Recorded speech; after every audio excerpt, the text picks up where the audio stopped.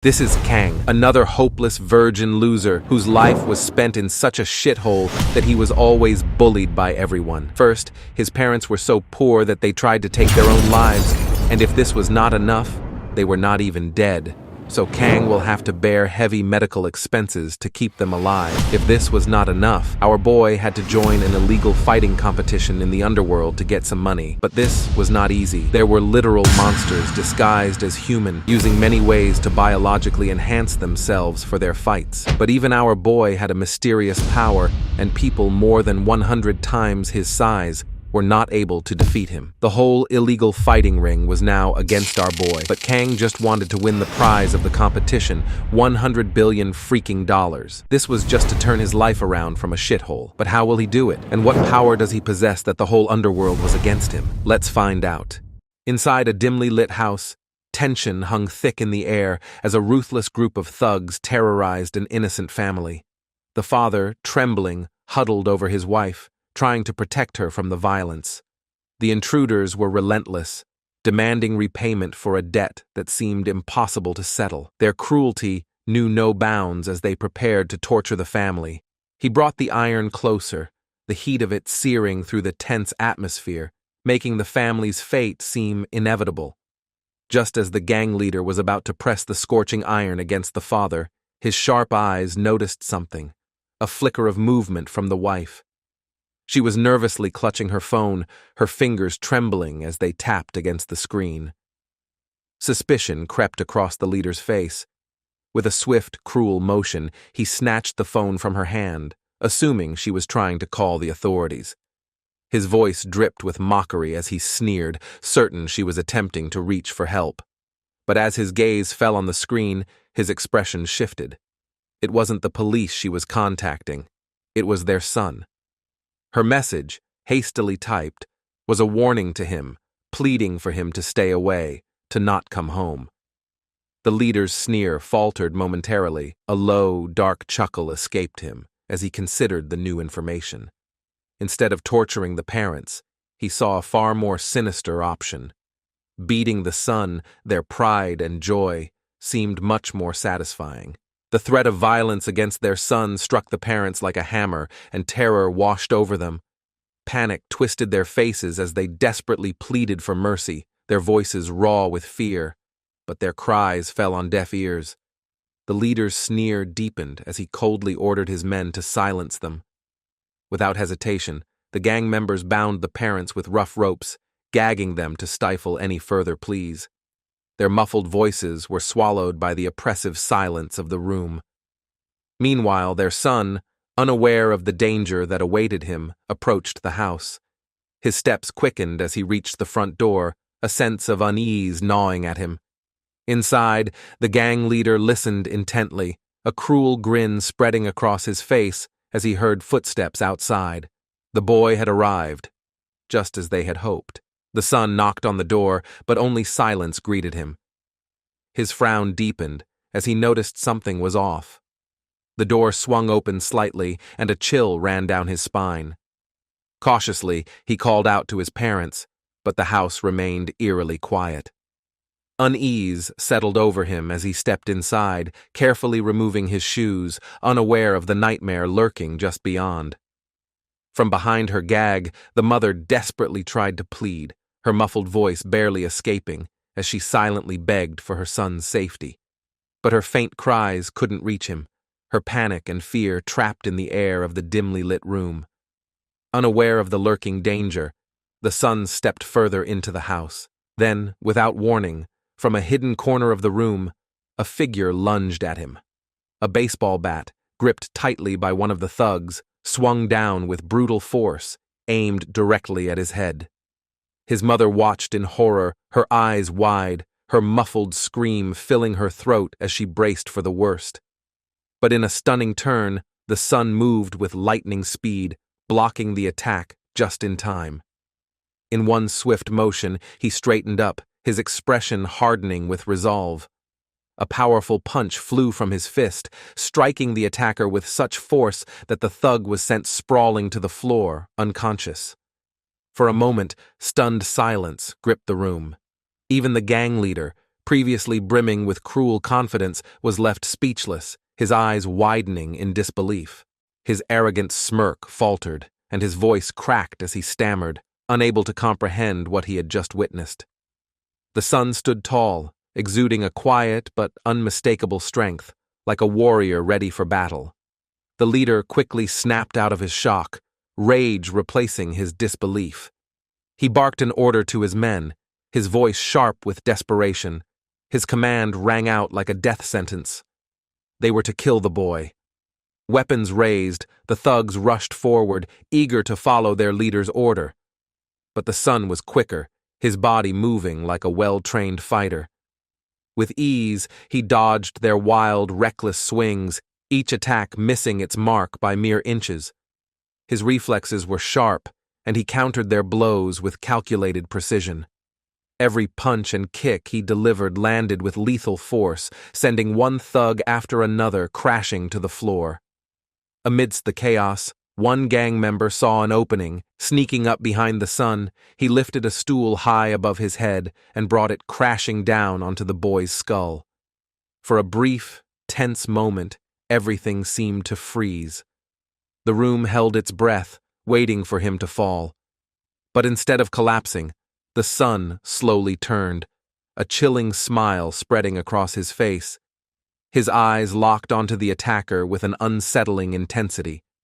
The thug recoiled in terror as the boy, unfazed by the blow, kicked him aside effortlessly as though the strike had been nothing more than a minor inconvenience. The fear that once belonged to the parents had now shifted. It was the gang who realized they were no longer in control of this fight. The boss, now completely disoriented and shaken by the unexpected turn of events, fumbled with a knife. His confidence had crumbled, and confusion clouded his eyes. He forced a twisted grin onto his face, struggling to maintain his sinister persona, while his gaze flicked toward the father, bound and helpless. His sneer suggested a cruel intent to see the father suffer further. Before he could make a move, the son acted swiftly. He reached for the hot iron that had previously been used to torment his family, and, with a forceful swing, struck the boss's face. The searing metal made horrifying contact, sending the gang leader crashing backward. His head hit the wall with a sickening thud, and he fell to the floor, writhing in pain and clutching his neck. His cries for help filled the room, a mix of agony and desperation. The boy observed the leader's suffering in silence, his expression unreadable. Then he turned to his parents, who stared at him in shock and disbelief. The air was thick with tension as he walked over to them and untied the ropes that had bound them. Once his parents were freed, the boy stood tall and addressed them with a voice heavy with the weight of bitter truth, indicating that their impoverished circumstances had forced his hand into violence. As soon as the son collapsed to the floor, his mother's panic erupted.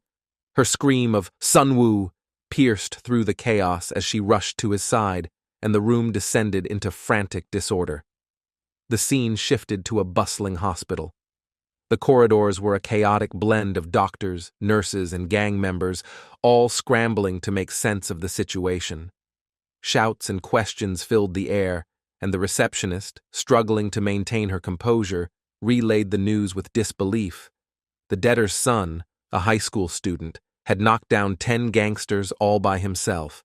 Nearby, a man overheard this and stood stunned, his eyes widening in shock at the gravity of the situation. The scene then transitioned to a hospital room where the gang leader, previously left beaten and humiliated by Kang Sunwoo, now lay in bed, seething with fury. His voice, strained and raspy, commanded his subordinate with a menacing edge to find and kill Kang immediately. The subordinate hesitated before cautiously responding that Kang had also been brought to the hospital. A wicked grin spread across the boss's face as he absorbed the news.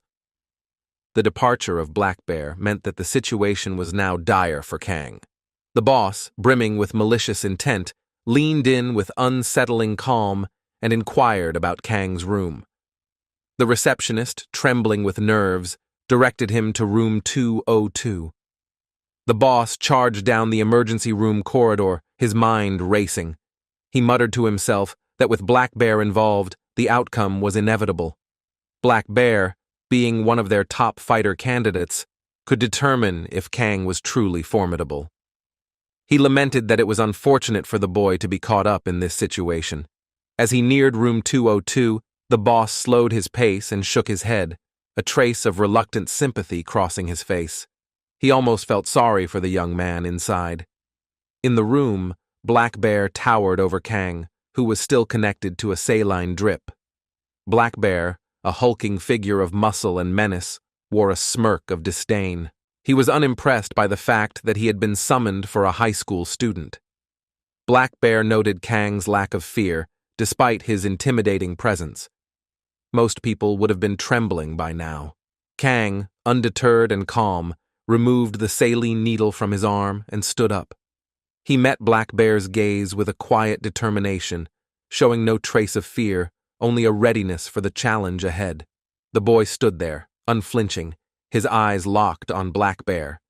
Amused by this, the larger man commented internally that the boy would soon learn the meaning of true fear, something akin to the panic one feels when losing Wi-Fi during a crucial game. Suddenly, the boy moved, his punch flying with incredible speed, like a cheetah on a sugar rush. One of the onlookers, a bespectacled observer, noted just how fast the attack was, comparing it to a caffeinated squirrel. But the strike was easily intercepted by Black Bear, who caught the blow in his hand, pushing the boy to his knee with sheer force. The boy, Kang, began bleeding heavily, exhaustion overtaking him like a marathon runner realizing they had run the wrong way. Black Bear remarked inwardly that Kang's movements were predictable, almost like the inevitability of a Monday morning. Then, with a calm and menacing tone, Black Bear acknowledged that no matter how reckless or fearless the boy seemed, charging head-on with his eyes wide open would only lead to one outcome. He likened it to a goldfish confronting a shark. Fearlessness had its limits, and death was the only conclusion for those who ignored them. Kang, despite his injuries, rose to his feet once more. Watching him, Black Bear couldn't help but quip to himself, noting how the boy seemed to bounce back, as if there were springs in his shoes. Kang, however, was unfazed by the mockery and retorted with a sharp edge, pointing out how much talking the man did for someone who, in his eyes, had nothing of value, like a parrot with a megaphone, all noise and no substance. Amused by Kang's comeback, Black Bear reflected inwardly that it was the talking that made killing fun, like the satisfaction of popping bubble wrap, one layer at a time. Nearby, the bespectacled observer gasped in disbelief. He hadn't expected the confrontation to turn deadly and now worried that things had spiraled out of control. He knew this needed to stop before it escalated into something akin to a circus of chaos. Then, the real battle began. Kang, fueled by every ounce of energy he had left, delivered a powerful kick to Black Bear, as forceful as a kangaroo on a trampoline. The impact left Black Bear's face bruised and distorted, looking as though it had been rearranged like a Picasso painting. Despite the blow, Black Bear was far from defeated. His resilience was legendary, and the bystanders knew it. One onlooker remarked inwardly that no one had ever heard of the Black Bear being taken down, and for good reason. He was renowned as the physical king across the country. There was no way someone like him would fall so easily. After his taunt, Black Bear began to stand, the strain hardly visible on his hulking form. He mused aloud, wondering if anyone truly thought he'd stay down after being hit by a mere high schooler. To him, that was as likely as a cat washing the dishes. Kang charged again, delivering another fierce punch. The onlooker with glasses couldn't believe what he was witnessing, inwardly remarking how absurd the whole situation had become, like seeing a fish ride a bicycle.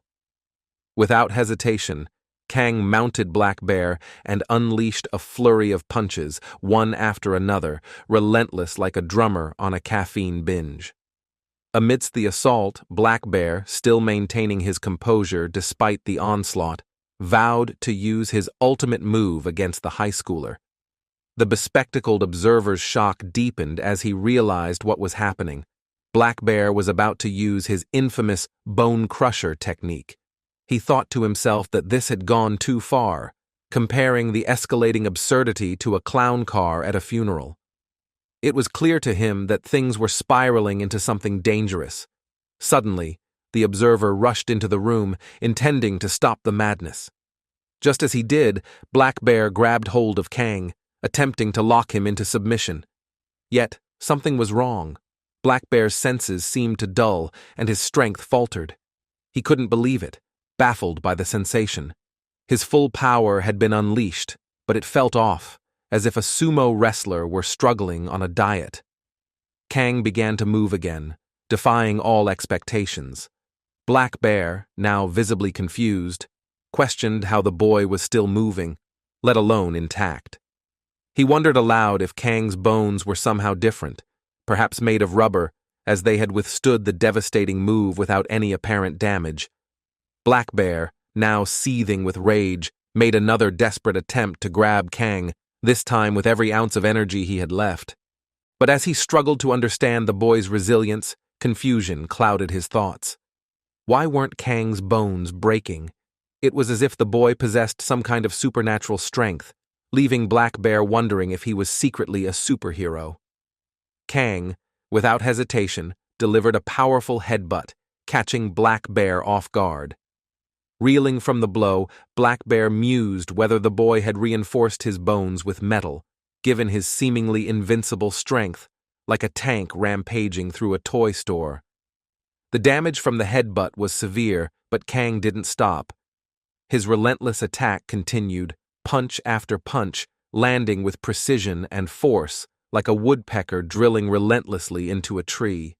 Black Bear, battered and overwhelmed, was helpless under the onslaught. The bespectacled observer rushed in, attempting to halt the chaos. He pleaded for Kang to stop, noting that Black Bear was already unconscious. He warned that if things escalated further, cleaning up the mess would be as troublesome as handling a spaghetti explosion in a library. Quickly, the observer called for help, fabricating a story about a head trauma from a car accident in room 202, Building B. The urgency of the situation was clear. Kang, however, was suspicious. He glared at the observer and questioned his intentions, wondering if he was part of Black Bear's gang or just another bystander with a misguided hero complex. The observer shrugged off the accusation, casually admitting that he had thought about sticking around, like a sidekick in a comic book, if things got more intense. Kang, incredulous, scoffed at the absurdity of the comment, asking if the man was out of his mind. Meanwhile, as the apartment was being cleaned up, people gathered around. The job was nearly finished, and someone confirmed it was time to wrap things up, likening the situation to rolling up a burrito. The observer, still unsure of Black Bear's condition, questioned whether the man would stay unconscious for long or if he might spring back to life like a zombie in a horror movie. Nevertheless, the cleanup commenced, swift and efficient, much like a janitor on a mission to restore order. As the chaos subsided, the bespectacled man handed over his card, suggesting a proposition to Kang. He offered him a chance to fight for the one he served, comparing it to a knight's loyalty to his king. Kang, however, was unmoved by the offer. His reply was cold and dismissive, making it clear that making money through fighting didn't interest him. Rejecting the proposal, he began to leave, his demeanor resembling that of a lone wolf uninterested in the pack. Annoyed by the persistence, Kang inwardly wondered what kind of scam was being tried on him, likening the stranger to a con artist in disguise. The observer, unfazed, simply responded that people's thoughts could change any time, much like the weather, leaving the door open for future possibilities. Afterward, the scene shifts to the protagonist, reeling from the overwhelming weight of his shattered reality. He stumbles into the washroom, hands trembling, as he desperately splashes cold water onto his face. The mirror reveals a broken man, standing on the edge of despair. He mumbles under his breath, bitterly reflecting on how his life has unraveled. In the midst of his turmoil, the door creaks open. His father steps in, his stern gaze cutting through the fog of self-loathing. The room grows tense as his father's voice breaks the silence, demanding to know why his son is wallowing here, submerged in despair. There's a sharpness in his tone, an unspoken layer of frustration that has simmered over the years, fueled by unfulfilled expectations. The son, his emotions raw, turns to face his father, the frustration in his heart boiling over. He questions whether his father even knows the source of his suffering, whether he understands the depth of the pain that has been festering inside him for so long. Memories flood back as the son recounts his father's once promising boxing career, a story filled with potential that ended in disaster. His father had once been a rising star, receiving countless offers to elevate his career, but each opportunity was squandered. The father's choices had spiraled out of control, dragging the family into debt as he stubbornly clung to the dream of preserving his legacy. Instead of achieving glory, he sank further, all while dreaming of opening a grand local boxing gym that would never come to be. The son's anger seethes as he accuses his father of neglecting him and his ailing mother, choosing instead to chase after a lost dream that had long since turned into a nightmare. The weight of his accusations hangs in the air, heavy with years of pent-up resentment. His father, stunned into silence, stands there, caught off guard by the outpouring of his son's fury. The torrent of words continues, each one a reminder of the failures that have plagued their family and the wounds that have yet to heal. As Kang's emotional outburst echoes through the air, the gang members lurking nearby listen with grim satisfaction. Suddenly, a sharp, searing pain grips Kang's head, the result of sleepless nights and relentless stress. The throbbing grows unbearable, and he collapses to the floor, his mind spiraling into a chaotic whirlpool of anger and hopelessness. Memories rush in, his childhood plagued by constant financial struggle, his father's harsh and unyielding reprimands, and his mother's tender yet wearied care for his injuries. Every scolding from his father and each bandaged wound from his mother chipped away at his trust, leaving him feeling utterly abandoned by the very people he had once depended on. The betrayal, deep and festering, had shaped him, hardening his heart against the world. The narrative dives into Kang's troubled past, painting a picture of a life marred by debt and conflict. Financial strain was a constant presence, and as Kang grew older, his tormented soul sought relief through violence. He lashed out at those who troubled him, fists becoming his only language. But with each confrontation, the consequences compounded. In a particularly tense moment, Kang faced harassment from some local ruffians. They sought to drag him into their unsavory activities, demanding that he join them for a dubious night of fun. When he refused, defiance burning in his eyes, they retaliated by vandalizing his bike, his only means of escape and independence. He found himself trapped in a cycle of aggression and victimization, feeling his life slip through his fingers like sand in an hourglass. Just as the weight of these memories threatens to consume him, he is jolted back to reality. Kang awakens in a hospital room, disoriented and confused. For a moment he doesn't recognize where he is, the weight of his past and the uncertainty of his future crashing down on him. Kang, still groggy and disoriented, questioned how he ended up in this unfamiliar hospital room. His mind raced, trying to piece together what had happened. How long had he been out? The world outside felt distant, surreal, as if it were slipping away from him. Grabbing his phone, he found a message from his father. It was cryptic, filled with hints about revealing everything later that night. Suspicion clawed at him. What could his father be hiding? Fear crept in. There had to be something big, something he wasn't prepared to face. Unable to shake his unease, he called his father. The voice on the other end was steady, but the words carried a heavy weight. His father reassured him to stay put, urging him not to return home because of lurking dangers. Perplexed, Kang listened as his father explained that he was in the hospital under an alias for safety reasons. There was no clarity, only more questions. When he asked about his mother, his father mentioned she was safe for now, staying at a police-protected hotel. The urgency in his father's voice was undeniable, insisting that he remain indoors, not to wander outside. The call ended, but Kang was left more troubled than before, grappling with the enormity of their situation. Overwhelmed, guilt flooded his thoughts. He blamed himself for the mess, for the chaos, for everything. The weight of responsibility bore down on him, relentless.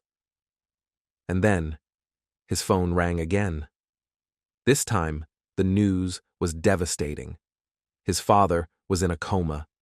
Panic surged through him, and without a second thought, he rushed to the hospital. Once there, the details unraveled, leaving him paralyzed. His father had been in a severe accident at the construction site. The doctors mentioned the staggering cost of surgery, 100 million won. The number echoed in his mind, almost incomprehensible. Fear, helplessness, and despair tangled within him, and he felt himself sinking under their weight. In his desperation, a memory flashed, the mysterious card. It had seemed insignificant before, but now it might be his only way out. Racing to room 202, he flung the door open, only to find it empty. The card was gone. The realization hit him like a punch to the gut, and he collapsed, consumed by hopelessness. The empty room was a reflection of his own situation, abandoned, lost, and directionless. But just when it seemed there was no hope left, the same enigmatic man from earlier appeared, standing in the doorway. He asked if Kang was still searching for the card. Before Kang could respond, another man joined them, probing if he had reconsidered their offer. Despair clouded Kang's judgment as he listened. In a low voice, he asked about the offer. The man smiled, sensing Kang's growing desperation. He proposed a deal. If Kang could win, he would receive 10 million. If he lost, there was no real loss. They would still profit from his efforts.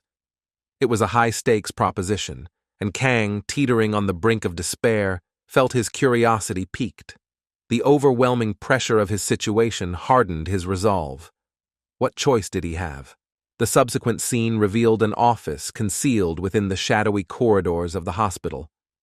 Upon arrival, the document was shown once more, with the assurance that ample time could be taken for signing when readiness was achieved. The document pertained to an enigmatic underground fighting tournament. Participants, renowned for their formidable strength, had their abilities magnified by illicit substances administered exclusively within the confines of this hospital. The boy refused to partake in these substances, but the man unveiled a large, ominously glowing box filled with bizarrely labeled doping drugs. Intrigue sparked within the boy as he learned this was no ordinary drug, but a potent elixir of extraordinary power. The substance could grant even the elderly strength surpassing that of the youngest contender. The ingestion of these drugs was voluntary, leaving the choice entirely in the boy's hands. Kim Min-seok, identified as a VIP fighter and a clandestine scout responsible for orchestrating the entire tournament, revealed himself to the boy. He explained that no participant had achieved triumph without the aid of doping drugs. The boy raised concerns about trust, and Kim assured him that the expenses for his parents' surgery would be covered and protection from creditors guaranteed, provided he participated in the tournament.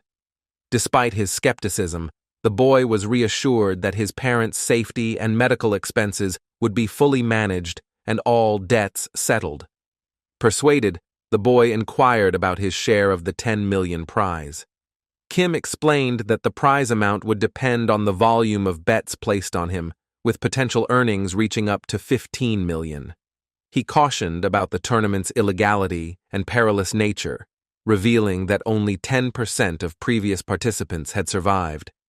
The boy was visibly shaken by the high mortality rate and the pervasive secrecy surrounding the event. Kim elaborated that if the boy disclosed the tournament's illicit nature, Disbelief would result in fatal consequences. Fear was instilled in the boy, but insistence was made by Kim that the hospital was infamous for its extreme measures. An inquiry was made regarding the boy's decision to join and sign the document. Failure to sign was implied to result in the assumption of responsibility for any arising issues, with severe repercussions threatened should refusal occur. A nurse, arriving with an unsettling calmness, administered an injection, rendering the boy unconscious. Reassurance was provided by Kim that the injection was merely a standard preparatory measure for the arena. Emphasis was placed on the management and resolution of the boy's parents' issues as long as he participated in the tournament. In the subsequent scene, the boy was found awakening in a dimly lit, disorienting tunnel. Queries about his destination were met with terse instructions to remain silent, with promises of revelations to come in due course. The boy's bewildered gaze followed as he was escorted deeper into the labyrinthine depths of the tournament's clandestine realm. In the tournament office of the hospital, the scene shifted to a sleek, high-tech environment filled with sophisticated equipment and dim lighting, setting a serious tone. Here, an introduction was made to Cha Yain-woo, the vice chief of the Hosin group. The scout informed Cha Yain-woo that it seemed outlandish for a mere high school student to be involved in such an extravagant and high-stakes fighting tournament. The scout acknowledged that the idea initially appeared amusingly absurd, with the audacity of the proposal adding a layer of surrealism to the situation. Cha Yain-woo inquired about the reason behind the scout's comments, as the atmosphere grew tense. The scout responded that, although the vice president was displeased, the student should not be underestimated, hinting at unseen potentials and hidden depths. A probing question was posed by the vice president regarding how an ordinary student could possibly fare in a fight of such magnitude. The scout revealed that a comprehensive body checkup had been performed on the student, including an array of sophisticated diagnostic tests and evaluations. Despite numerous obstacles, the student's physical state was found to be remarkably impressive, far exceeding initial expectations. However, the vice president expressed skepticism about the scout's report, casting doubt on the student's true capabilities. The focus then shifted to the dramatic display of doping drugs, showcased with flair, and accompanied by a statement that all VIPs were vigilantly monitoring the participants. The choice to use these performance-enhancing substances was left entirely to the fighters, adding gravity to their decision. The boy decided against using the drugs, remaining steadfast despite the overwhelming pressure. In contrast, his rival chose to embrace the drugs, visibly excited by the prospect of enhanced abilities. The rival fighter's physique underwent a rapid and striking transformation, showcasing the effects of the power-augmenting doping drug. The boy was astonished as he witnessed this dramatic augmentation in muscle mass and strength. As the rival fighter launched a fierce attack, the boy executed evasive maneuvers with fluidity and precision, a testament to his training and skill. Eventually, the rival fighter seized the boy's leg with a brutal grip, declaring no clemency and forcefully throwing him to the ground. A fierce struggle ensued, with the boy valiantly defending himself. In the subsequent scene, the boy is depicted as being savagely assaulted by his opponent, leaving him severely wounded and disoriented. A dramatic flashback then reveals the vice president receiving an alarming report. After an exhaustive and meticulous body checkup, it was found that the boy possessed an astonishing tenfold increase in strength compared to an average human. His bones were described as not just robust, but possessing an almost otherworldly durability, emphasizing the boy's extraordinary physical condition. The scene transitions to a fierce confrontation between the boy and his rival. The rival viciously places a foot on the boy, who, despite being incapacitated, skillfully maneuvers to avoid the crushing attack. With remarkable agility, he retaliates with a powerful kick, sending his opponent sprawling and momentarily dazed. In a moment of deep frustration, the boy ponders why, despite wielding the might of a formidable truck, he has failed to subdue his opponent. He laments the sluggishness of his rival's speed and resolves to escalate his own assault. Boasting about his ability to land a colossal strike that would surely change the tide of the battle, he intensifies his efforts. As the combat reaches a fever pitch, the rival seizes the boy, proclaiming that escape is no longer an option. The boy retorts, likening his predicament to that of a kangaroo perpetually prepared for any threat, and counters with a flurry of strikes, pushing his adversary away with renewed vigor. Now visibly battered and weakened, the rival surveys the boy's drug with a critical eye, dismissing it as inadequate for his needs. Determined to gain an upper hand, he opts to acquire an additional truck. The boy, resolute and defiant, asserts that the drug is exclusively his and cannot be commandeered by anyone else. Despite this, the rival secures another drug and ingests stamina-boosting doping substances, which are effectively assimilated, significantly augmenting his strength and endurance. The rival's aggression escalates as he becomes increasingly relentless, launching attacks with heightened ferocity. He commands the drones to maintain their distance or face obliteration. As the confrontation nears its climax, the boy braces himself for the profound sensation of utter defeat. In a heart-wrenching finale, he pleads with his father, saying, "Dad, please forgive me. I didn't know it would come to this." In the further scene, the game's finality is starkly revealed as it becomes clear that the player has met a grisly end. The atmosphere is thick with disbelief and astonishment, as both individuals are left shell-shocked by the dramatic turn of events. They engage in a tense discussion about the sheer improbability of the player's demise. The game elaborates that the player's death resulted from a critical error, rooted in an absurdly skewed probability factor. Once he made his fateful move, the likelihood of surviving with the assistance of two friends plummeted to a dismal 0.5%, meaning his chances of survival were infinitesimally slim from the outset. Consequently, his body endured catastrophic reactions, culminating in his tragic death. The vice president, with a tone of grim resignation, notes that the boy had indeed sustained grievous injuries, which paradoxically allowed him to survive. He admits that the term grievous may not fully capture the extent of the boy's condition, given his extraordinary prowess. The vice president suggests that the boy's performance in future matches will be observed with keen interest, emphasizing that the boy's abilities transcend mere physical strength. He laments the lack of a drug potent enough to bolster bones to the required extent, but cryptically mentions possessing knowledge of the boy's password, which could hold secrets of its own. The vice president concludes with a directive to monitor the boy's future performances with heightened scrutiny and advises that he be rushed for urgent medical treatment. The narrative shifts to the boy's bewilderment as he is escorted to the treatment room, his mind reeling from the realization that his opponent's death was somehow connected to him. He struggles with the harrowing thought that he should have been the one to perish. A poignant flashback of his father ignites a resolute determination within him. He vows not to succumb to death in such a manner and is fueled by a fierce sense of duty to protect his mother and father. Determined to bolster his strength and resilience to unimaginable levels, he steels himself for the challenges ahead. In the following scene, drones announce that those who have qualified for this round will advance to the next. The boy attentively absorbs the instructions to proceed with utmost caution and to refrain from underhanded tactics.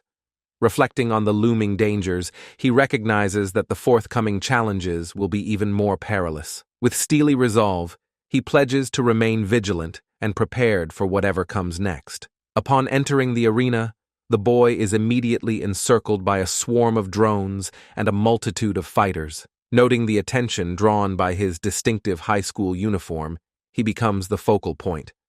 One fighter derisively comments on the boy's decision to abstain from performance-enhancing drugs and expresses a desire to test his mettle.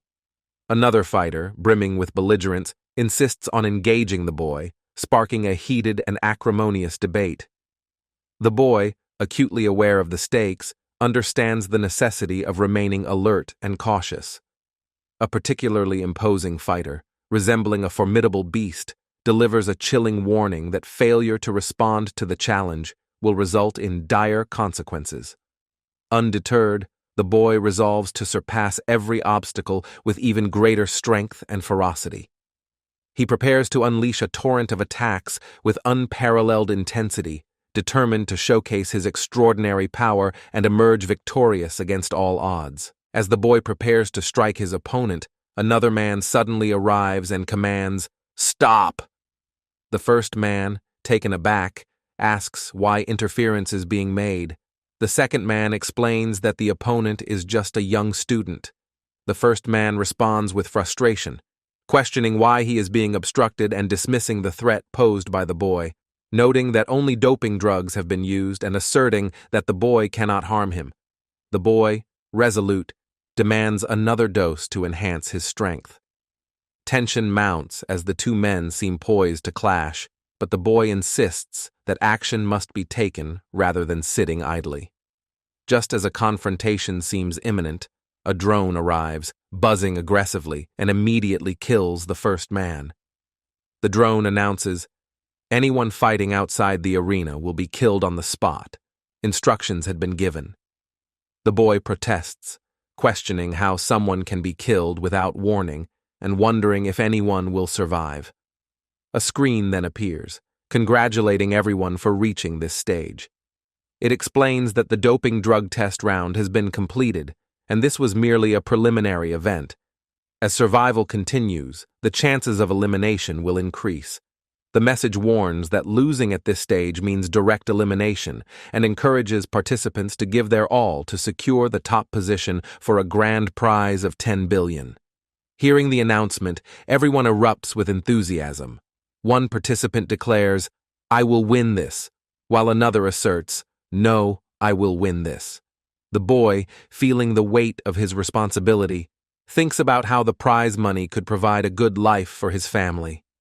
Excitement builds within him, his heart pounding like a drum in a rock concert. The instructor interjects, reminding everyone that only one person can win. He advises not to be disheartened, as surviving to the top 16 will secure 5% of the prize and a 5% commission from VIP bets. Another man confidently claims, "Both the grand prize and the betting amount will be mine." The instructor then announces that each player's broadcast channel will soon be opened. As fighters improve, a guide will be assigned to monitor them closely. The man adds that attracting as many VIPs as possible is crucial, as the more VIPs that bet, the more money can be earned. Participants are instructed to choose their rooms and roommates, and they are reminded that the guide will be available to assist with any questions or doubts. In the next scene, the same two men are seen discussing their strategies. One says, "To grab the VIP's attention, we should fight someone significant, not this ordinary guy." The other agrees, adding, "Yes, fighting a girl won't draw much interest." The boy expresses his concern, saying, "Finding a room will be very difficult for me." The man who had saved the girl's life reassures him, "Kid, don't worry too much. Until an official message is received, nothing will happen to you." Relieved, the boy looks at his hand.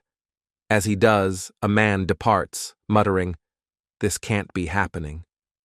Another man comments, "It seems no more rooms are available and everyone is busy with the competition. Let's see which room we get." The boy, feeling uneasy, thinks, "Enjoyment was had because of me, and now room sharing is being sought." What are his intentions? Caution must be taken. Both men begin to move forward. One of them questions why they are just standing around and not moving. As they proceed, it's noted, their watching will definitely be the lowest.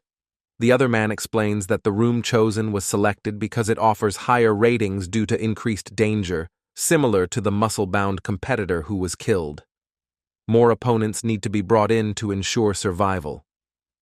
The next day, the same man enters a crowded room where many people are already present.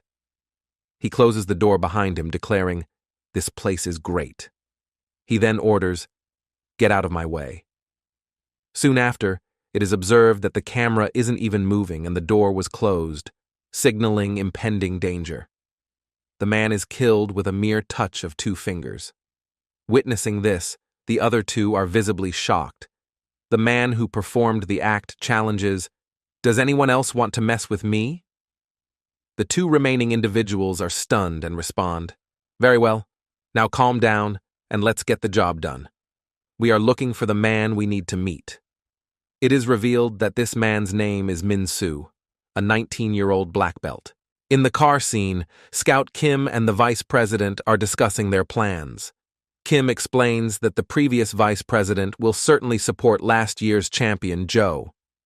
The vice president agrees, acknowledging, "Yes, you are right." It was anticipated he would back Joe, so a high schooler was selected. Kim then adds, "Even if our boy makes it to the top 16, he'll advance to the second round thanks to the doping drugs. His body is exceptionally strong, and if he takes the announced doping drug, no one will be able to match him. His bones are already 10 times stronger than a normal human's. This will make him unbeatable, and if he succeeds, he'll break records and become a pure monster." The vice president responds, "He should be kept on our side. Otherwise, the other VIPs will keep a close watch on him." Kim reassures him, saying that their sponsorship is already in place, so there is no need to worry. The next day, the man and the boy arrive at their destination. They note, "It's known that viewers won't come easily. We need to show them what they want to see. They want to see fighters winning, and in this room, there is a female fighter whose chances of winning are very low." The scene reveals the details of 3 fighters in the room. The first is Amanda Groch, a 23-year-old who practices capoeira and jiu-jitsu.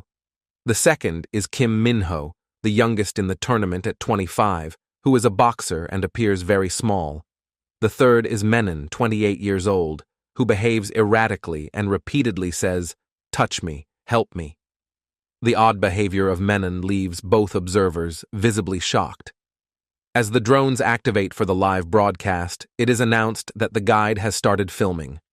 The urgency to capture the VIP's attention and win money is emphasized.